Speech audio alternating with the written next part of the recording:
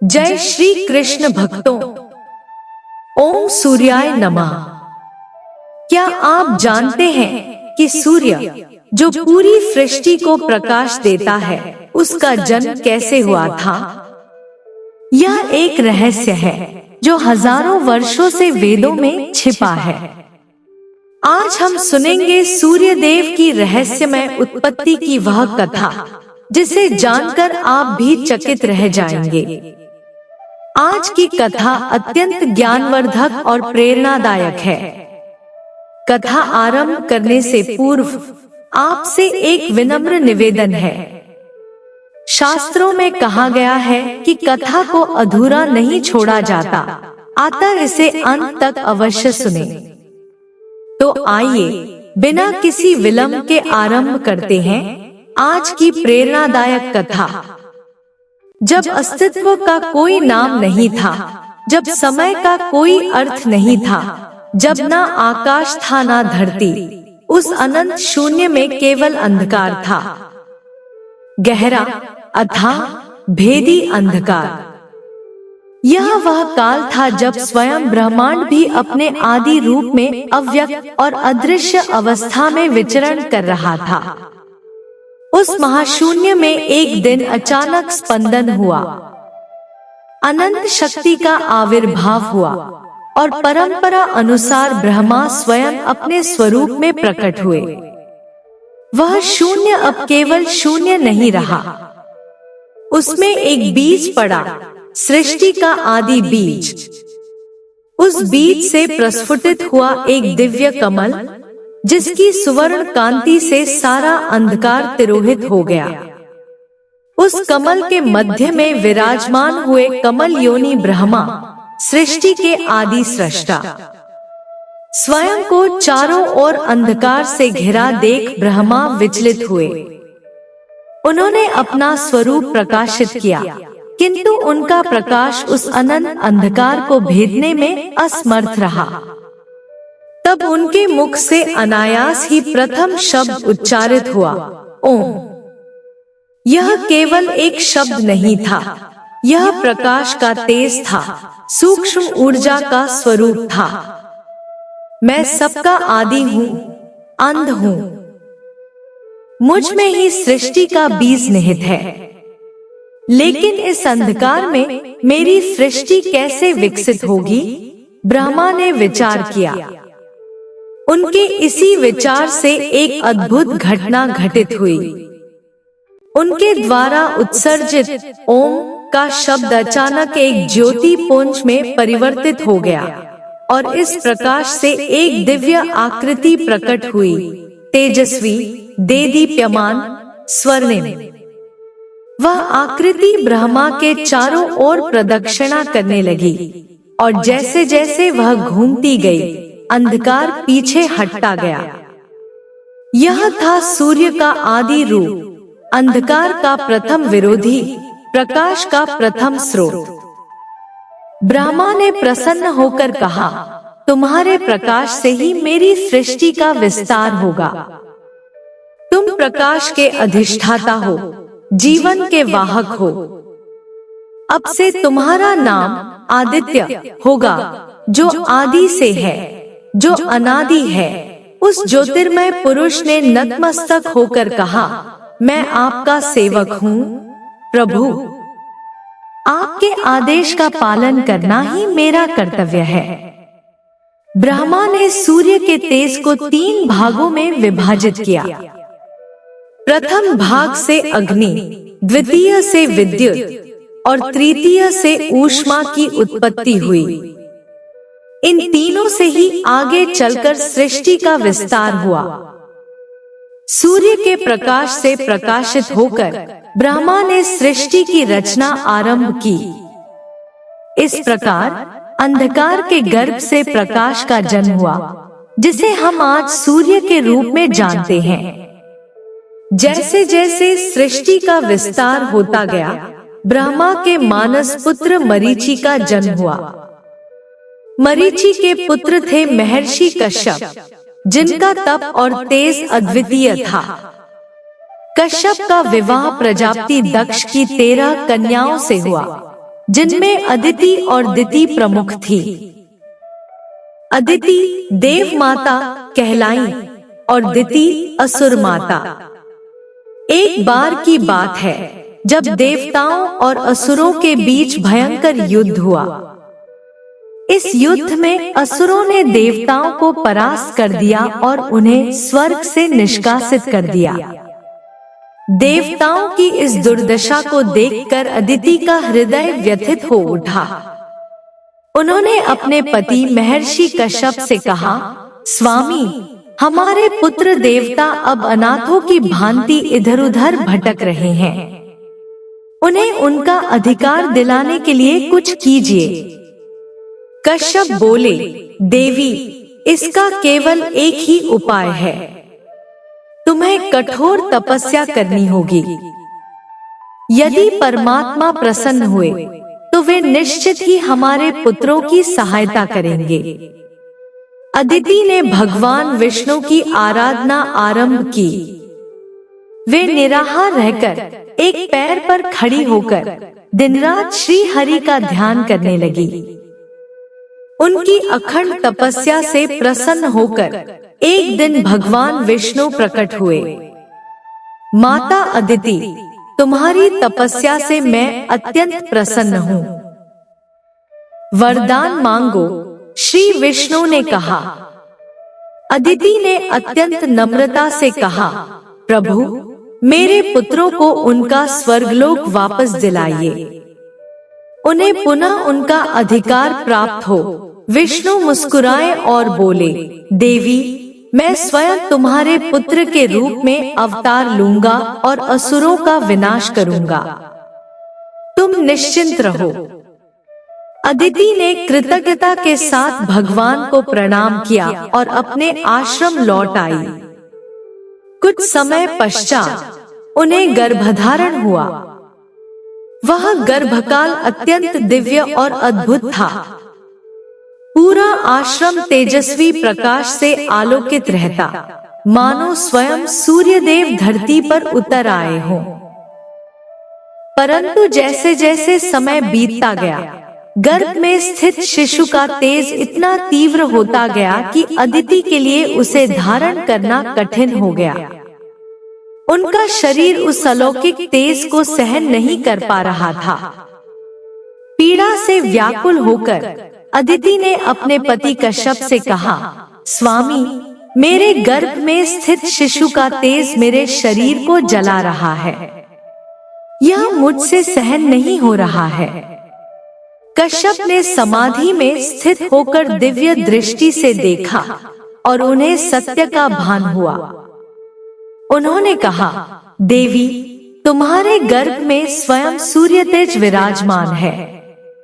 यह ब्रह्मा जी द्वारा उत्पन्न आदि सूर्य का अंश है, जो अब मानवीय स्वरूप में जन्म लेने जा रहा है। यह सुनकर अदिति और भी अधिक चिंतित हो उठी। कश्यप ने उन्हें धैर्य बंधाते हुए कहा, मैं अपनी मंत्र शक्ति द्वारा तुम्हारे गर्भ के तेज को कम कर देता हूँ, जिससे तुम्हें कुछ शांति प्राप्त हो सके। कश्यप ने मंत्रोच्चार किया और अपनी योग शक्ति से अदिति के गर्भ को 2 भागों में विभाजित कर दिया।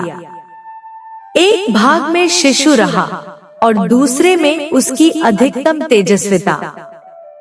समय आने पर अदिति ने एक अत्यंत तेजस्वी पुत्र को जन्म दिया, जिसका संपूर्ण शरीर स्वर्णिम आभा से चमक रहा था।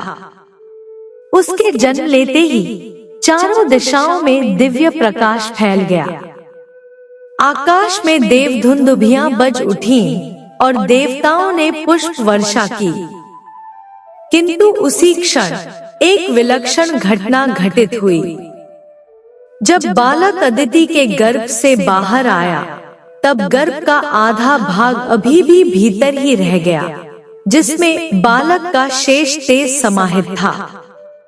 ऋषि कश्यप ने अपनी दिव्य दृष्टि से यह अद्भुत स्थिति देखी और प्रसव की प्रक्रिया को पूर्ण कर उस अर्धांश को भी बाहर निकाला। इस प्रकार अदिति के गर्भ से 2 अलग अलग रूपों का जन्म हुआ। एक जीवित बालक और दूसरा तेजस्वी अन्न। क्योंकि वह बालक अर्धांश से उत्पन्न हुआ था, अतः उसका नाम पड़ा मार्तंड, अर्थात वह सूर्य जो अर्धांश से उत्पन्न हुआ। बालक के शरीर का अधिकांश तेज उस दूसरे भाग में समाहित था जिसे आकाश में स्थापित किया गया, और वही तेजस्वी गोला कालांतर में सूर्य कहलाया। इस प्रकार मार्तंड सूर्य दो रूपों में विद्यमान हुए, एक मानवीय रूप में और एक आकाशीय तेजगोलक के रूप में। उनके जन्म से ही असुर भयभीत होकर भाग खड़े हुए और देवताओं को पुनः स्वर्गलोक प्राप्त हो गया।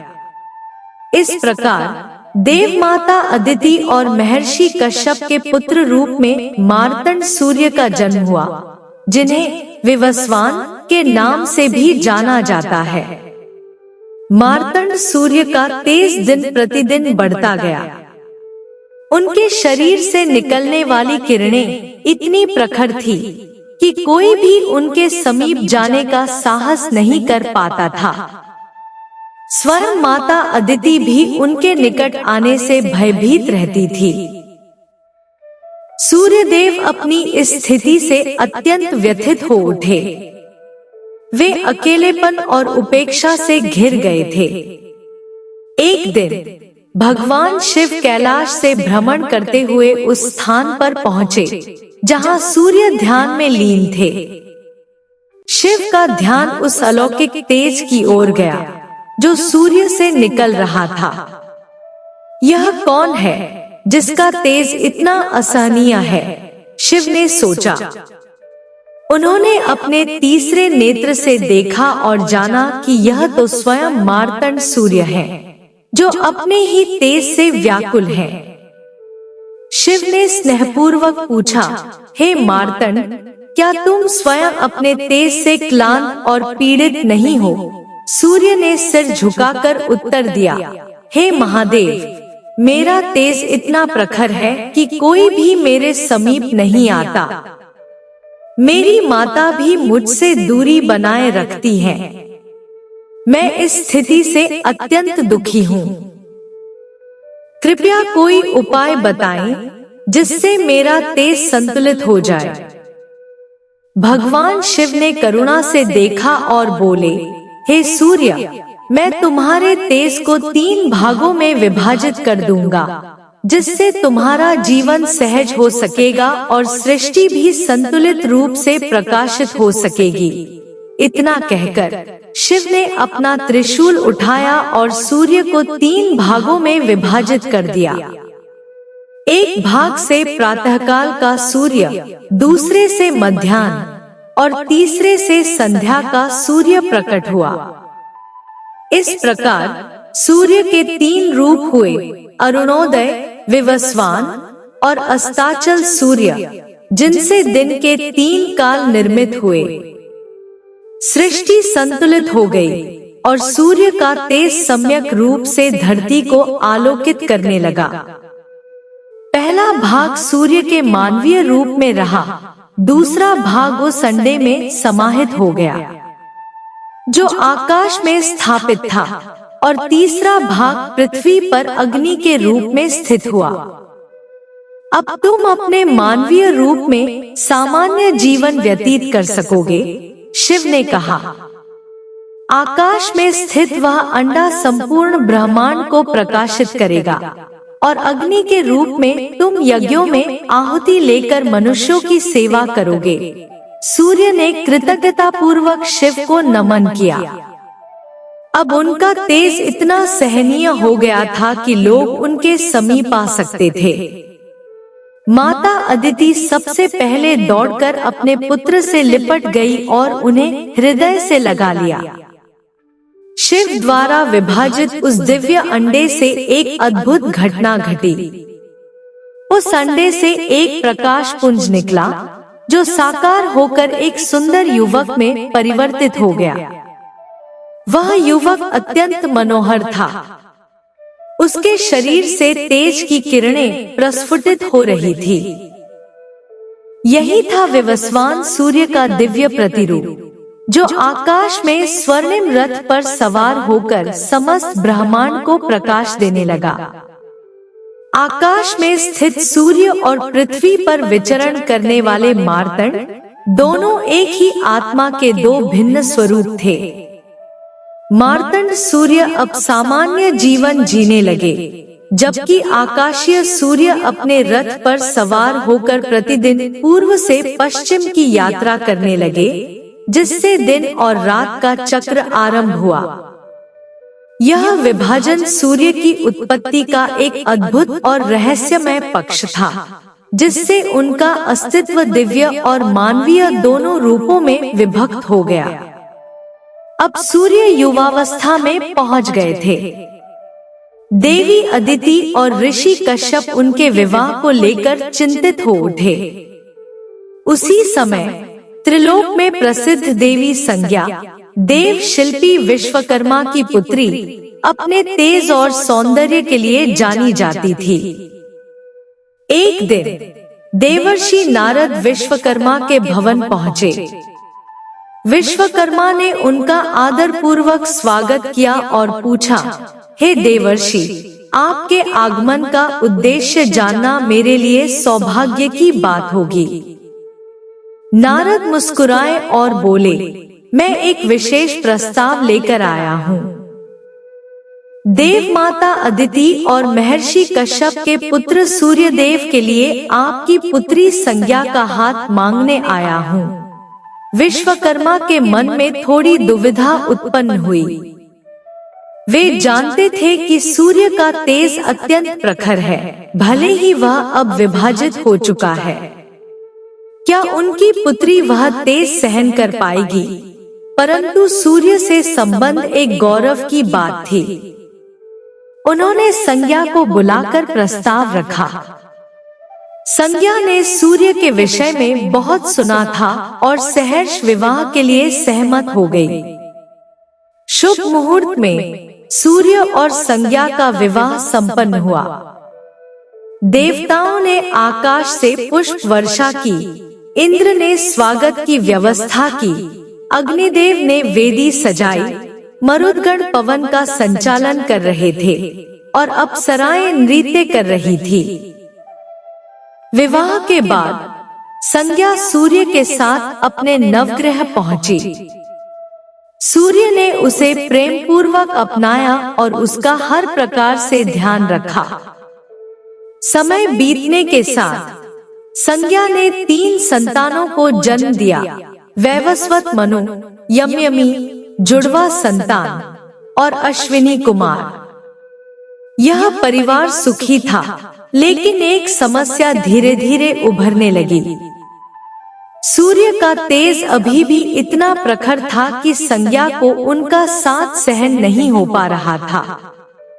उनके शरीर की आभा आंखों को चुभती थी, उनका स्पर्श जलन देता था।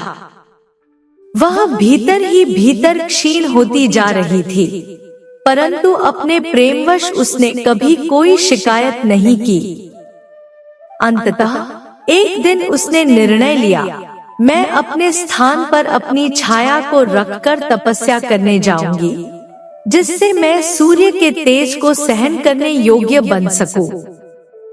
उसने अपनी छाया को आदेश दिया, तुम मेरे स्थान पर रहो, बच्चों की देखभाल करो और सूर्य देव को मेरी अनुपस्थिति का आभास न होने दो। छाया ने आज्ञा का पालन किया। संज्ञा पिता के घर गई और वहां से एक दिन उत्तर दिशा की ओर वन में चली गई, जहां उसने घोड़ी का रूप धारण कर तपस्या प्रारंभ की। इधर छाया सूर्य के साथ रहने लगी। प्रारंभ में सब ठीक रहा, किंतु धीरे धीरे छाया का व्यवहार बदलने लगा। उसने वैवस्वत मनु, यम और यमी के साथ रूखा व्यवहार करना शुरू कर दिया और अपने 2 पुत्रों सावर्णी मनु और शनि को अधिक प्रेम और विशेषाधिकार देने लगी। यम के साथ तो वह कठोरता की सारी सीमाएं लांघ गई।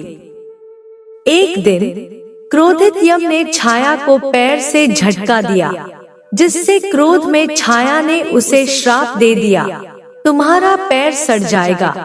यह सुन यम भयभीत हो गए और सूर्य के पास पहुंचकर बोले, पिताश्री, मैंने माता का अपमान नहीं किया था, फिर भी उन्होंने मुझे ऐसा भयंकर श्राप दे दिया। क्या माता अपने पुत्र को ऐसा श्राप देती है?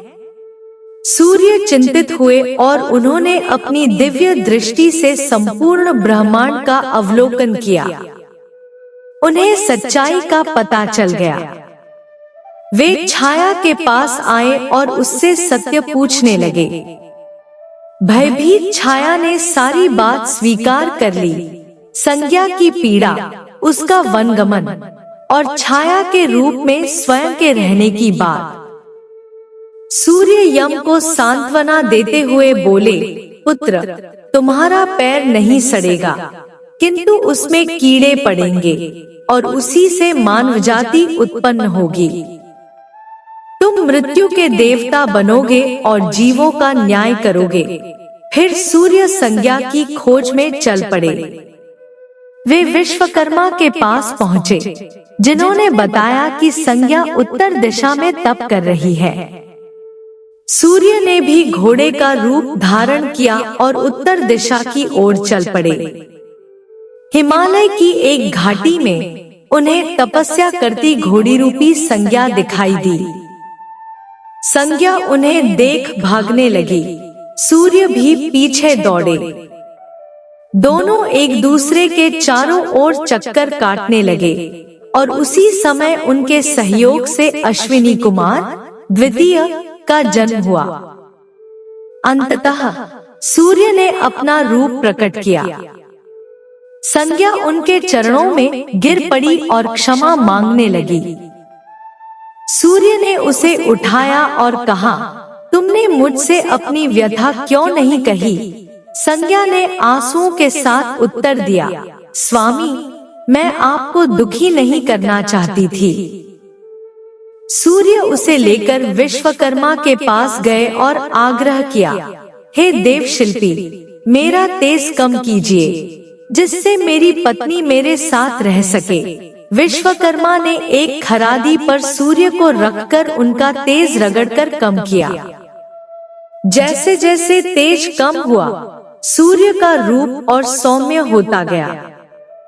उसी तेज की धूल से उन्होंने देवताओं के दिव्य अस्त्र बनाए, विष्णु का सुदर्शन चक्र, शिव का त्रिशूल, कुबेर की गदा, कार्तिकेय का शक्ति अस्त्र और पुष्पक विमान। यह सब देखकर संज्ञा भाव विभोर हो उठी। अब वह सूर्य के साथ सुखपूर्वक रहने लगी। विश्वकर्मा ने सूर्य को एक दिव्य रथ भेंट किया, जिसमें 7 घोड़े जुड़े थे। 7 घोड़े 7 छंदों के प्रतीक थे और उसका सारथी बनाया गया अरुण, संज्ञा का भाई। छाया को भी क्षमा कर घर में सम्मानजनक स्थान दिया गया। यम धर्मराज बने। वैवस्वत मनु ने पृथ्वी पर मानव सभ्यता की नींव रखी। अश्विनी कुमार देवताओं के वैद्य बने। सावर्णी मनु भविष्य के मनवंतर के अधिपति बने और शनि एक ग्रह के रूप में प्रतिष्ठित हुए। काल चक्र चलता रहा। सूर्य प्रतिदिन अपने स्वर्णिम रथ पर सवार होकर पूर्व से पश्चिम की यात्रा करते रहे, जिससे दिन रात्रि का संचालन हुआ। एक दिन संज्ञा ने सूर्य से पूछा, स्वामी, क्या आप थकते नहीं? आप यह यात्रा क्यों निरंतर करते हैं? सूर्य ने गंभीरता से उत्तर दिया, प्रिय, जब तक यह सृष्टि है, मेरा कर्तव्य चलता रहेगा। मेरे रुकने से जीवन रुक जाएगा। संज्ञा ने उनके त्याग और निष्ठा को नमन किया। महर्षि व्यास ने सूर्य से ज्ञान मांगा, पाणिनि ने व्याकरण और कई ऋषियों ने उनसे विद्याएं प्राप्त की। श्री कृष्ण ने स्वयं अर्जुन से कहा, प्रकृति के इस महान ज्योति स्वरूप को मैं अपनी योगमाया से संचालित करता हूँ। सूर्य का तेज ही जीवन है। एक श्लोक में कहा गया है, आदित्यस्य नमस्कारं ये कुर्वन्ति दिने दिने जन्मांतर सहस्रेषु दारिद्र्य नोपजायते। अर्थात जो प्रतिदिन सूर्य को नमस्कार करता है वह हजारों जन्मों तक दरिद्र नहीं होता। यह कथा केवल सूर्य की नहीं बल्कि त्याग, प्रेम, तप और कर्तव्य की वह महागाथा है जो सृष्टि को जीवन देती है। प्रेम से बोलिए जय श्री हरि विष्णु। ऐसे ही और भी रोचक और आध्यात्मिक वीडियो के लिए चैनल को सब्सक्राइब कर लें। दोस्तों, आपको यह कथा कैसी लगी? कृपया कमेंट करके जरूर बताएं। वीडियो पसंद आया हो तो लाइक करें और अपने दोस्तों के साथ शेयर करें। कमेंट बॉक्स में जय श्री कृष्ण लिखना ना भूलें। फिर मिलते हैं एक और दिलचस्प वीडियो के साथ। धन्यवाद। जय श्री कृष्ण।